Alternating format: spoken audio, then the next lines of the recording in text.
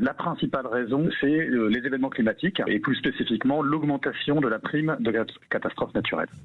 Parce que, en fait, rappelez-nous le concept. Le concept de l'assurance, c'est une mutualisation. Donc forcément, s'il y a beaucoup de dépenses d'un côté, ça augmente la part de tout le monde. Exactement. Et encore plus quand on considère la surprime de catastrophe naturelle, puisque là, c'est vraiment, on va dire, une collectivisation du risque lié à ces événements. Concrètement, est-ce qu'il y a des assurances qui ont plus augmenté que d'autres, vous qui êtes comparateur? Elles ont toutes augmenté parce que la principale raison de l'augmentation, encore une fois, c'est la prime de catastrophe naturelle qui est passée de 12% à 20%. Et ça, c'est obligatoire. C'est une décision du gouvernement qui a impliqué cette augmentation. Donc, il s'applique à toutes les assurances et à toutes les marques.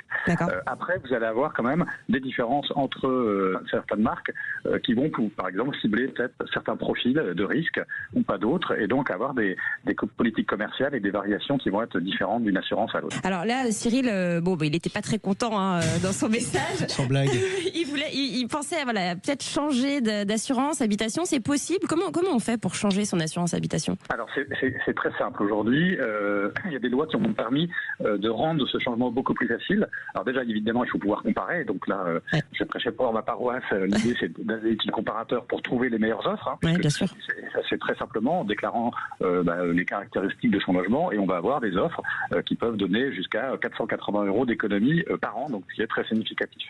Et ensuite, il va souscrire à une assurance, et l'avantage, c'est que cette assurance va se charger de l'annulation de l'ancienne assurance. Donc vous n'avez même pas à vous charger de la paperasse, de devoir prévenir votre ancien assureur que vous changez. Non, c'est votre nouvel assureur qui... C'est eux qui font tout.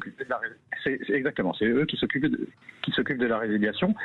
Et autre élément qui a évolué avec la législation, c'est que vous pouvez changer quand vous voulez. À partir d'un an de contrat d'assurance, vous n'avez pas à attendre l'anniversaire de renouvellement. Vous pouvez changer quand vous voulez dans l'année.